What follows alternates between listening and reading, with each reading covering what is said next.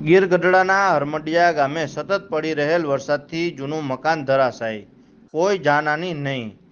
ગઢડા તાલુકાના હરમડિયા ગામે સતત પડી રહેલ વરસાદથી જૂનું મકાન ધરાશાયી થતાં સદનસીબે વરસાદ ચાલુ હોવાથી ઘરના સભ્યો બાજુમાં આવેલ મકાનમાં હોવાથી કોઈ જાનહાની થયેલ નથી, પરંતુ ઘરવખરી પલળી જતા નુકસાન થયેલ. ગીર ગઢડા તાલુકાના હરમડિયા તેમજ આજુબાજુમાં સતત વરસી રહેલો વરસાદથી ગામમાં પાણી છે તરબોળ થઈ ગયું છે. આ દરમિયાન રાત્રિના ભારે વરસાદ પડી રહ્યો હતો ત્યારે ભીખાભાઈ પાછાભાઈ વાળાનું જૂનું મકાન રાત્રિના સમયે